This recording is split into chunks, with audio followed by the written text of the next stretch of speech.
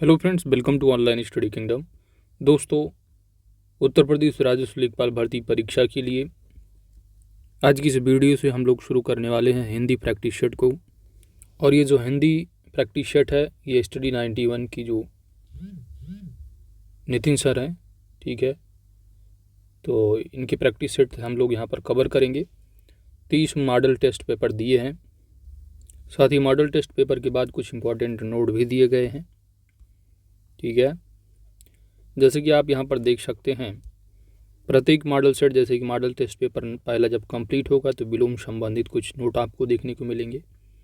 इसी तरह दूसरा सेट, तीसरा है ना, टोटल जो आप देखने मिलेगा यहाँ पर 30 सेट आपको कवर करने हैं। कितने? 30 प्रैक्टिस सेट हैं, जिसमें कि आप देखेंगे 25 प्रैक्टिस सेट हो जाएंगे और एक मॉक टेस्ट, इन्हीं 5। तो टोटल आप देखेंगे 30 प्रैक्टिस सेट होंगे। 30 प्रैक्टिस सेट यानी इंटू 25 करेंगे तो 750 MCQ बनेगा। तो ये व्याख्या सहित होगा पूरा डिटेल में, है ना। तो इसका आपको प्रत्येक सेट का डेली 1 से 2 सेट जो है प्रोवाइड किया जाएगा। कोशिश की जाएगी कि 2 से 3 सेट आपको रोज़ मिले।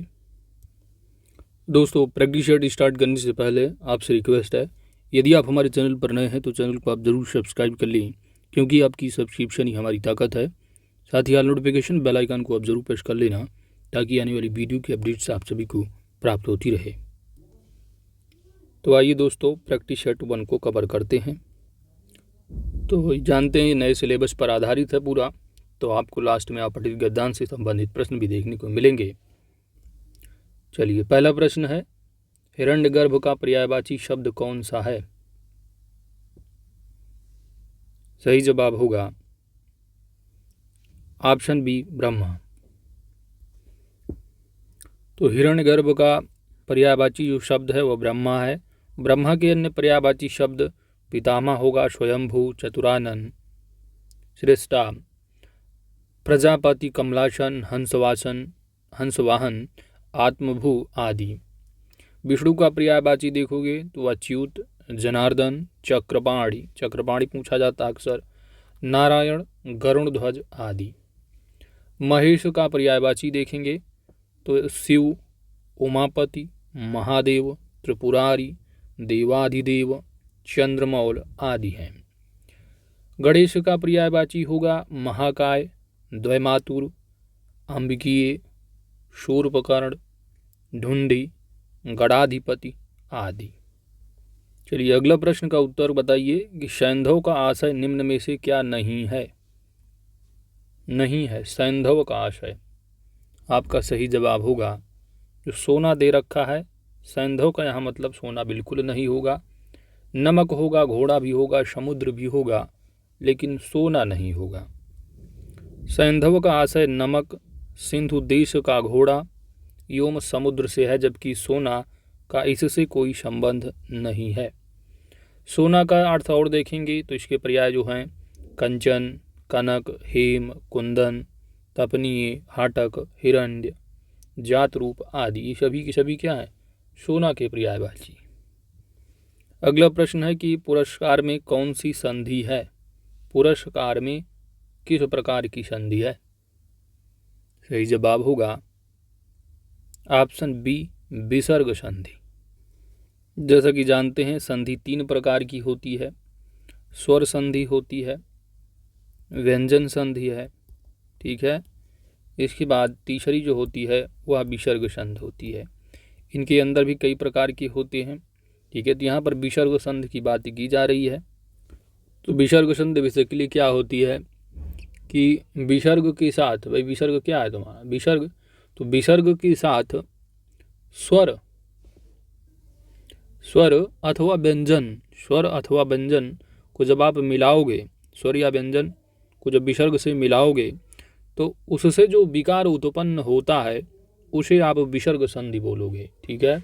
अब जैसे कि अंक आहा होता है, ठीक है, आहा प्लस आप आ जोड़ दो तो क्या बन जाता है?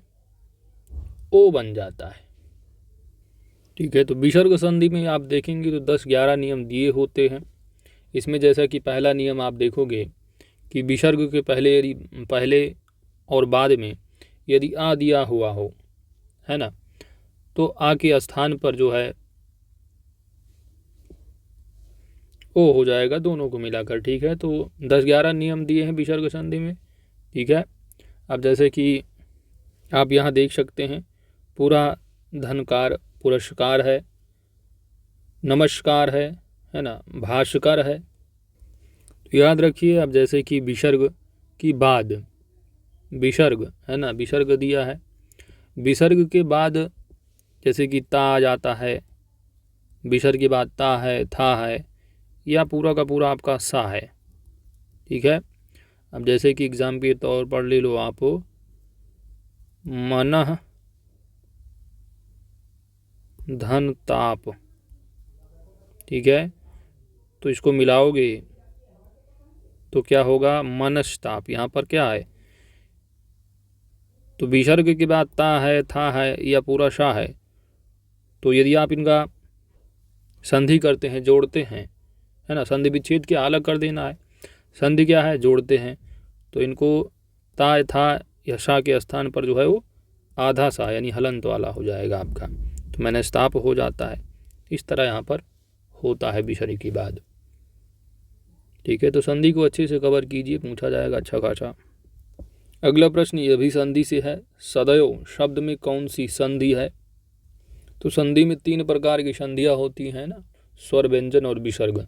तो स्वर के अंदर भी कई तरह की संधि आपको देखने को मिलती है। तो यहाँ पर आपको बताना है किस प्रकार की संधि है। तो आपका यहाँ पर सही जवाब होगा वृद्धि स्वर संधि। ठीक है, ऑप्शन डी। सदैव में वृद्धि स्वर संधि है। सदैव का जो संधि विच्छेद होगा सदा धन यो। ठीक है, तो सदैव होगा। वृद्धि संधि में क्या नियम है कि आ हो अथवा बड़ा आ हो। ठीक है, इसमें अगर ए आए कोई अगर आप जोड़ते हो तो ध्यान दीजिएगा। ठीक है, एग्जाम्पल यहाँ पर आप देख सकते हैं, एक है, मथैक है, तथयो है, महोज है। ठीक है, तो सिंपल समझिए, जो आपका वृद्धि संधि है ना, यदि आ दे रखा है और इसको नियम आप पढ़ेंगे, जब संधि पढ़ेंगे तो पढ़े होंगे आप लोग। ठीक है, तो आ प्लस यहाँ पर स्वर ही ऐड किए जाएंगे आपस में, तो आ और ए को मिलाओगे तो आ ए मिलकर क्या हो जाएंगे, आपके आए बन जाते हैं। ठीक है, इसके बाद यदि आप मिलाते हो आ प्लस ए मिलाते हो तो क्या बनेगा, ये भी ए बनेगा। आ दे रखा है, छोटा आ है, फिर ओ इसमें ऐड करोगे ये क्या बन जाता है, ये भी औ बन जाएगा। तो इसी तरह आप मिलाते जाएंगे। यहाँ पर जैसे कि दिया हुआ है सदा। ठीक है, तो इसमें क्या है, बड़ा है, साथ है ए मिला रखा है, तो ये क्या बन रहा है, आय बन रहा है। ठीक है, तो ये सभी नियम है, ये सब आप प्रैक्टिस करते रहेंगे तो सब समझ में आ जाएगा। ये घटना चक्र 2022 एडिशन को अच्छे से कवर कर लीजिए, सब चीज़ें आपको वहाँ पर मिल जाएंगी। अगला है कि निम्नलिखित में से कौन सा विलोम युग्म त्रुटिपूर्ण है। तो आधार का निराधार बिल्कुल सही है, विपत्ति का संपत्ति, बिनत का उद्धत, यह तीनों सही है, लेकिन जो ऑप्शन सी दे रखा है या गलत है। तो यहाँ पर आंसर जो हो जाएगा ऑप्शन सी। आमिष सामिष विलोम युग्म त्रुटिपूर्ण है, क्योंकि आमिष का अर्थ मांस होता है और सामिष का अर्थ मांस से युक्त भोजन होता है। और उद्धत का विलोम बिनत एवं शालीन दोनों होते हैं। ठीक है, तो ध्यान दीजिएगा, यदि यहाँ शालीन लिखा होता तब भी यह सही हो जाता। अगला है अनभिज्ञ शब्द का विलोम रूप कौन सा है। अनभिज्ञ का विलोम बताना है। अनभिज्ञ का विलोम हो जाएगा अभिज्ञ, ऑप्शन बी। अनभिज्ञ का अर्थ न जानने वाला होता है और अभिज्ञ का जो अर्थ है वह कुशल या विशेषज्ञ है। तो अज्ञ का विलोम विज्ञ भी होता है, ध्यान देना है। निम्नलिखित में से कौन सा शब्द तद्भव नहीं है। थ्योरी के लिए घटना चक्र 2022 एडिशन अच्छे से कवर कीजिए। यहाँ पर आपका सही जवाब होगा तद्भव जो नहीं है वह है दीपावली शब्द। तो घटना चक्र 2022 एडिशन को कवर कराया गया है, वहाँ पर कवर कीजिएगा तद्भव तत्सम। ठीक है, तद्भव शब्द बेसिकली क्या है, बिल्कुल जो ठेठ भाषा में हो आप उनको तद्भव, और थोड़ा संस्कृत से जो मिलते जुलते शब्द दिखेंगे उनको आपको तत्सम लगाना है। ठीक है, तो थोड़ा प्रैक्टिस कर दीजिएगा अच्छे से, इस पर आ जाएगा समझ में। तो ऑप्शन बी सही जवाब होगा। आप यहाँ देख सकते हैं धरती तद्भव शब्द है, इसका तत्सम धरित्री या धनड़ी होगा। नेवला का तत्सम नकुल है, नाच का नृत्य होगा। दिवाली, ठीक है, तो दीपावली एक तत्सम शब्द है और इसका तद्भव दिवाली होता है, ठेठ भाषा में दिवाली। अब नृत्य थोड़ा संस्कृत नाच दिख रहा, ठीक है, नाच क्या बिल्कुल ठेठ। नेवला, अब नकुल बोल रहे हैं थोड़ा संस्कृत टाइप, ठीक है। तो ये सारी चीज़ें ध्यान देना, ये सब प्रैक्टिस से आ जाएंगी चीज़ें। वृषभानुजा किस शब्द का समानार्थी शब्द है, तो यह है राधा का, ऑप्शन सी। वृषभानुजा शब्द राधा का समानार्थी शब्द है।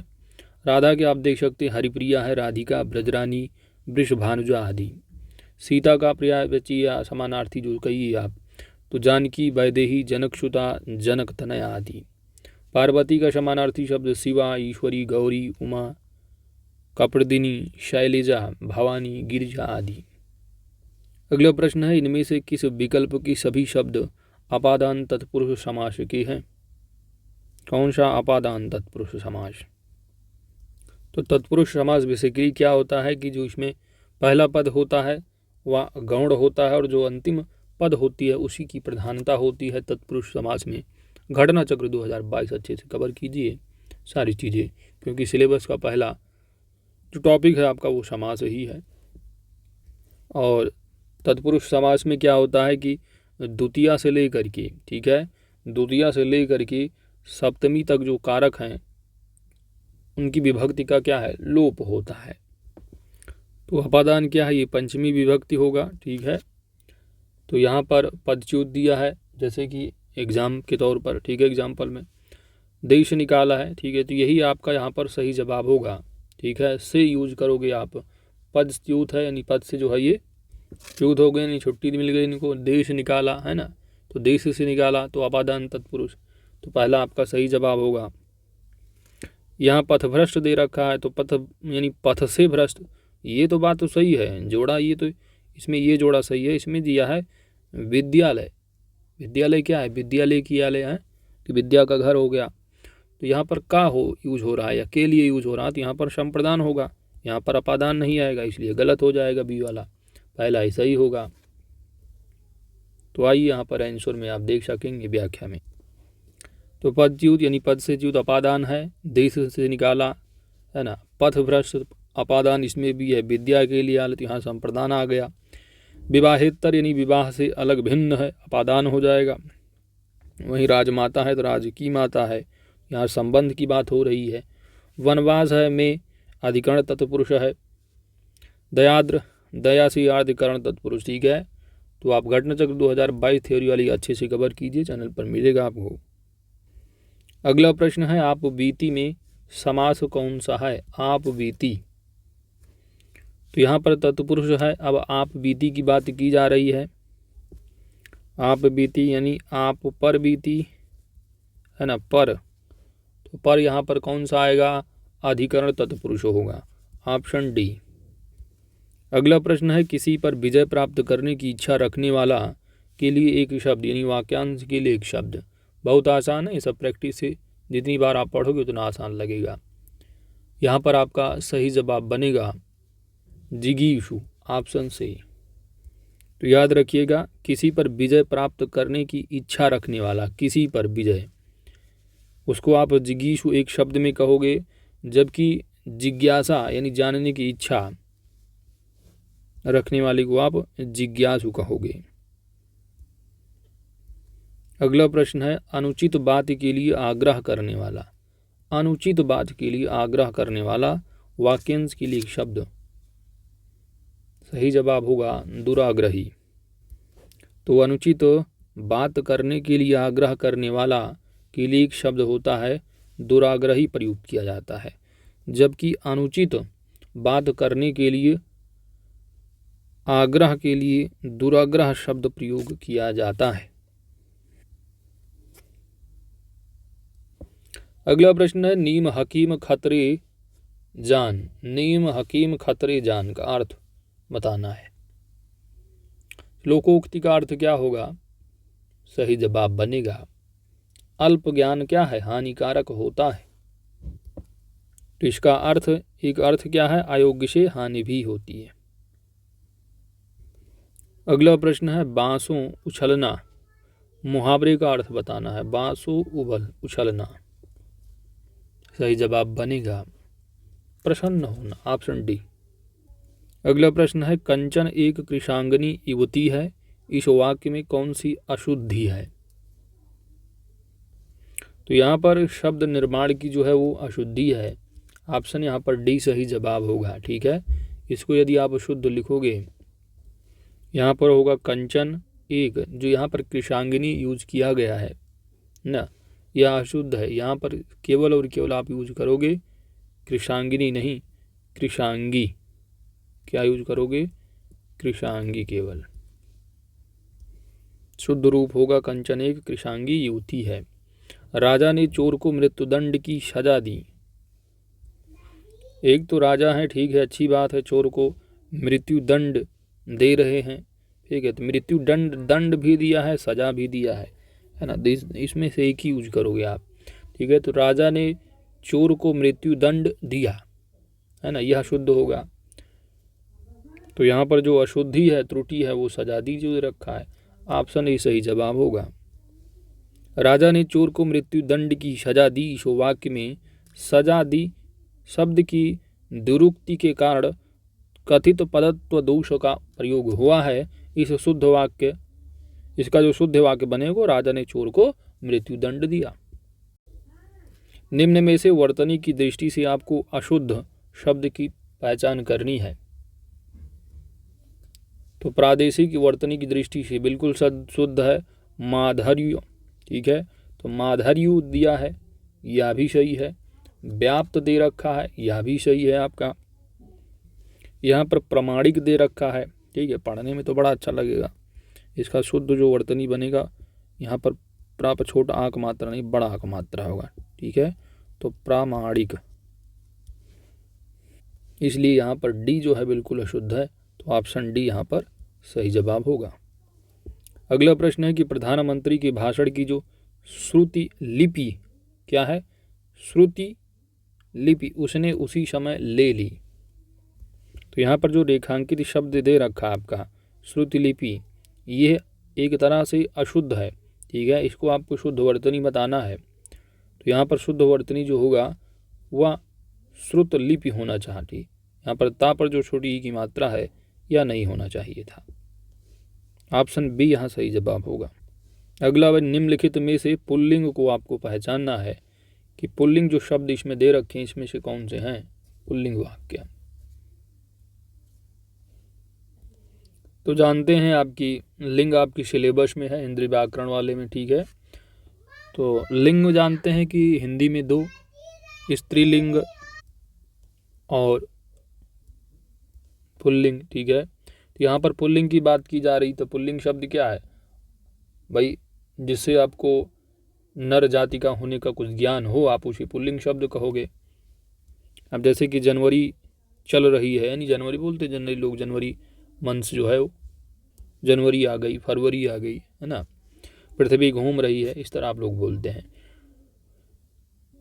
खटमल, है ना, लोग मतलब खटमल जो है वो काट रहा है, अब एक खटमल काट रही है, कोई बोलता नहीं। तो इस तरह आप थोड़ा बोध करेंगे, ये सब प्रैक्टिस से आ जाएंगे। ठीक है, याद रखिएगा ऑप्शन यही सही जवाब होगा। यहाँ पर आगे बढ़ते हैं। व्याख्या देख लो कि उपयुक्त खटमल शब्द पुल्लिंग है, जबकि जनवरी स्त्रीलिंग है, मई स्त्रीलिंग है, तथा पृथ्वी भी क्या है? स्त्रीलिंग है।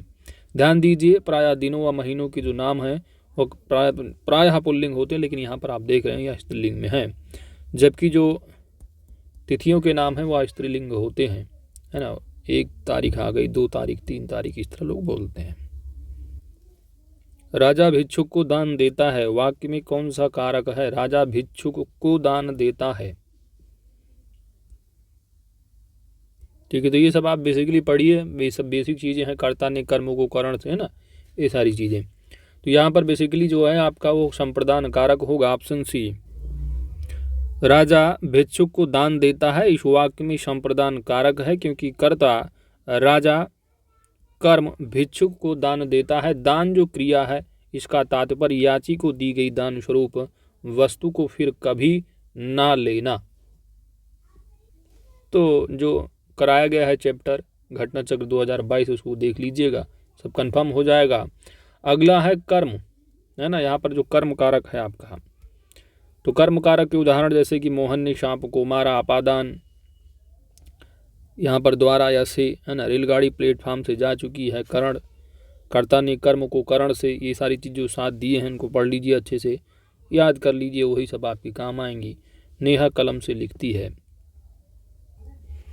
अगला जो है दोस्तों 21 से लेकर के 25 5 प्रश्न जो है वो अपठित गद्यांश पर दिए गए हैं। इसमें जो पहला प्रश्न है यहाँ पर गद्यांश को पढ़ना है और पढ़ करके इसका जो है आपको शीर्षक बताना है। क्या बताना है?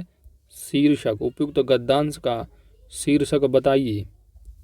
अगला प्रश्न पूछा जा रहा है कि आज का जो मनुष्य है वह असमंजस में क्यों पड़ा है ना। भौतिकवाद से क्या अभिप्राय है, निर्देशानुसार उत्तर देना है, विशेषण बनाइए सिद्धांत निश्चय में, ठीक है। तो ये सारी चीज़ें हैं। अगला जो प्रश्न है उपसर्ग मूल शब्द और प्रत्यय पृथक कीजिए, दुर्बलता, ये सब है। तो ये है आपका गद्यांश, इसको आप पढ़ लीजिएगा और ये आंसर दिए गए हैं, ठीक है। तो आइए पढ़ लेते हैं कि आज हम इस असमंजस में पड़े हैं और यह निश्चय नहीं कर पाए हैं कि हम किस ओर चलेंगे और हमारा ध्येय क्या है, लक्ष्य क्या है। स्वभावतः ऐसी अवस्था में हमारे पैर लड़खड़ाते हैं। हमारे विचार भारत के लिए और पूरे संसार के लिए सुख और शांति का एक ही रास्ता है और वह है अहिंसा और आत्मवाद का। तो क्या है कि हमारे विचार में भारत के लिए, पूरे संसार के लिए, भारत के लिए और पूरी दुनिया के लिए सुख और शांति का एक ही रास्ता है और वह क्या है, अहिंसा और आत्मवाद का।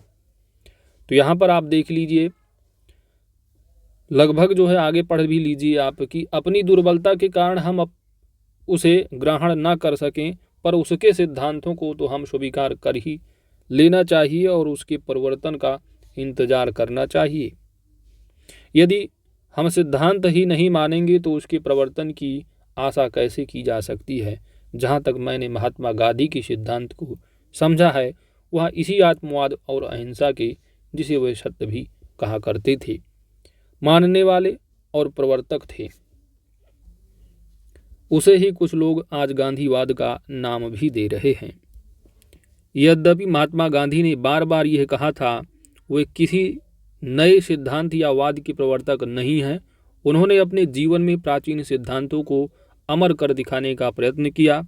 विचार कर देखा जाए तो जितने सिद्धांत अन्य देशों, अन्य कालों और स्थितियों में भिन्न भिन्न नामों और धर्मों से प्रचलित हुए हैं, सभी अंतिम और मार्मिक अन्वेषण के बाद इसी तत्व अथवा सिद्धांत में समाविष्ट पाए जाते हैं। केवल भौतिकवाद इनसे क्या है, अलग है। हमें असमंजस की स्थिति से बाहर निकलकर निश्चय कर लेना चाहिए कि हम अहिंसावाद, आत्मवाद और गांधीवाद के अनुयायी और समर्थक हैं, न कि भौतिकवाद के। प्रेम और श्रेय में से हमें श्रेय को चुनना है। श्रेय ही हितकर है, भले ही वह कठिन और श्रमसाध्य हो। इसके विपरीत प्रेम आरंभ में भले ही आकर्षक दिखाई दे, उसका जो अंतिम परिणाम होता है वह अहितकर होता है। तो याद रखिएगा। अब यहाँ पर आप शीर्षक आपको बताना है, दे रखा है कि महात्मा गांधी की सत्य वचन, अहिंसा और आत्मवाद का सिद्धांत, या गांधीवाद और भौतिकवाद की बात सिद्धांत, यहाँ पर शीर्षक निकल रहा है ये भारत के लिए सुख और शांति। तो मेनली आप यहाँ पर देखेंगे तो उपयुक्त जो शीर्षक निकल रहा है कि हमारे जो विचार हैं वो भारत के लिए और दुनिया के लिए सुख और शांति का एक ही रास्ता है और वह है अहिंसा और आत्मवाद का, ठीक है। तो यहाँ पर आपका जो आंसर बनेगा ऑप्शन बी यहाँ सही जवाब होगा, क्योंकि पूरे गद्यांश में आपने देखा कि अहिंसा और आत्मवाद की सिद्धांत को ही समझाया गया है। अगला है कि आज का मनुष्य असमंजस में क्यों पड़ा है। तो आज असमंजस में हम क्यों ही पड़े हैं, पहली ही लाइन में है क्या कि आज हम इस असमंजस में पड़े हैं और यह निश्चय नहीं कर पाए कि हम किस ओर चलेंगे और हमारा लक्ष्य क्या है। तो यहाँ पर आपने क्या, इसका आंसर जो होगा वो होगा कि दरिद्रिक भ्रमित हो गए हैं। ठीक है, कारण ही नहीं पता कि लक्ष्य विहीन ध्येय क्या है हमारा। अगला है भौतिकवाद से क्या अभिप्राय है। तो यदि आप गद्यांश ना पढ़ें तब भी आप जान लेंगे कि भौतिकवाद का मतलब है सांसारिक सुविधा, सुख, साधन, गाड़ी, वाहन, मकान एक्सेट्रा। ठीक है, तो ऑप्शन डी यहाँ सही जवाब होगा। अगला प्रश्न है कि विशेषण दिए निर्देशानुसार उत्तर देना है। विशेषण आपको बनाना है सिद्धांत और निश्चय का। तो सिद्धांत क्या है, एक विशेष्य है। विशेषण शब्द ये होता है शब्द, वो शब्द जो किसी चीज़ की क्या है, विशेषता बताए, आप उसे क्या कहोगे, विशेषण कहोगे। ठीक है, तो सिद्धांत का क्या कहोगे, सिद्धांत यानी सैद्धांतवाद। ठीक है, कि आदमी बहुत ही सैद्धांतिक है भाई, उसकी विशेषता है सैद्धांतिक। तो यहाँ पर जो आपका सही जवाब बनेगा ऑप्शन, यहाँ पर आपका सिद्धांत सैद्धांतिक होगा और निश्चय का निश्चित होगा। ऑप्शन सी हो जाएगा सही जवाब। निर्देशानुसार उत्तर दीजिए। उपसर्ग, मूल शब्द और प्रत्यय पृथक कीजिए। दुर्बलता, दुर्बलता में क्या है, बीच में लगाओगे बल। उपसर्ग क्या है, वो आगे लगता है आपका, तो यहाँ पर आपका दुर लगेगा। ठीक है, अब इसमें जो है वो कौन सा प्रत्यय लगाया गया है, तो इसमें ता प्रत्यय जोड़ा गया है। तो मूल शब्द आपका क्या है भाई, बल है मूल शब्द। इसमें आगे लगाओगे उपसर्ग, दुर जोड़ोगे, ता इसमें प्रत्यय होगा। ऑप्शन ए सही जवाब बन जाएगा। तो दोस्तों इसी 25 प्रश्न के साथ आपका पहला जो प्रैक्टिस सेट है वह कंप्लीट हो जाता है। वीडियो अच्छी लगी है तो लाइक ज़रूर कीजिएगा और कमेंट करके बताइएगा इस सीरीज़ को कंटिन्यू रखा जाए क्या। और अच्छी लगी है तो लाइक कीजिएगा, सब्सक्राइब भी कर लीजिएगा या चैनल पर नए हैं दोस्तों, और अपने दोस्तों के साथ भी शेयर कीजिएगा ताकि उनको भी इसका बेनिफिट मिले। Thanks for watching.